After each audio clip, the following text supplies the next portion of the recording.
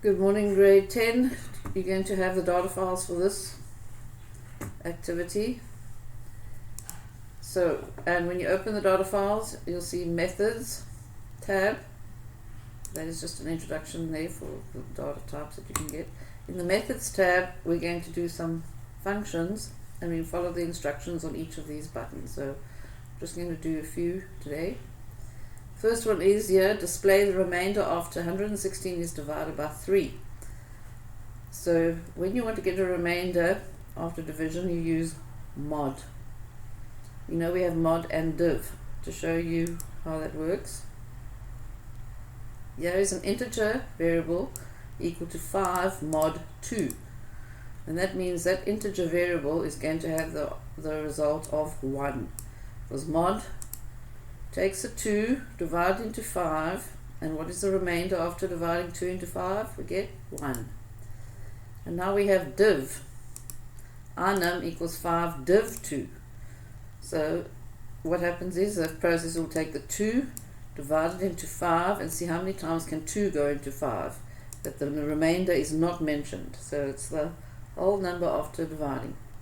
So num in this case will be equal to 2, because 2 goes into 5 2 times, and the remainder over here is 1. So let's do that quickly. Now first you must remember that you can only have integers on the left hand side and the right hand side when you're using mod. Mod is a function, so you call it on the right hand side of the assignment statement. The same with div. Only integers are allowed to be used with div, and the result is an integer, as is the result of mod is also an integer. So let's go and do this button. I'm going to declare an integer var num from integer, and they want the question asks for the remainder of 116 divided by 3. So we say num equals 116 mod 3, because that will be remainder, and then we just display num in a message component. Don't forget into string num. Right, now the next one is display how many times that 3 goes into 116, excluding the remainder. So now we're going to do div. So I will do the same thing. I'll declare an integer variable over there. Then I'll say num equals 116 div 2. You don't have to put div in capital letters, but I'll just do anyway. And then the result will be displayed. Show message into string num. There we go. Next one. Okay, next one is display the ordinal value of A. Now this is interesting that you have ordinal values for every single key that you type on the keyboard. Ordinal means the number value, the number that will be represented by that key that you typed. So we want the number value. Remember that everything's going to be translated down to numbers so the processor can understand it. So the ordinal value of A, capital A, you do the following. Now ordinal will return an integer data type. So I'll declare an integer data type there, and then I'll say ord equals, and then use ord and open brackets, capital, the string that you want to get the ordinal value of, and then we can just show message.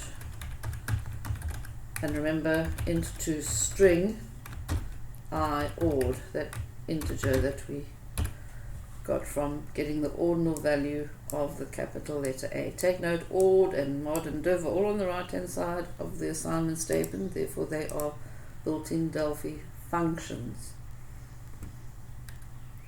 Next one, display the character value. So this is going in the reverse of odd. So you use CHR. That is the function that you're going to use. The character value of the number 246. So if it's a character value, we're going to declare a char data type. C char colon char data type. You can call it C char or C, whatever you want to call it. So I'm saying C char equals CHR, and in brackets you put in your number that you want to find out what is the character value or the keystroke from the keyboard that will display that. And now we can just show message C-char. Now remember that C-char works the same as a string. When you want to display it, you don't have to convert it to anything, it will still display. Okay, so CHR and odd. Now we're going to do these two. We have, remember the letters of the alphabet are ordinal data types. In other words, they follow naturally one from the other, A, B, C, D, E, F, G, and so on. Same as integers are ordinal data types, 1, 2, 3, 4, 5, 6, 7, 8, 9, 10. So the preceding character of D means what comes before D, and that will also be a letter, a character. So C char, I'll declare the char data type, and I want to put that char data type, I want to make it equal to the predecessor of the small letter D. What is the letter before that? So you just say pred, that is the function you use, and then in inverted commas you put your small letter D. Now if they wanted the capital letter D, then it will, you put a capital letter D there, and then all we do is display it.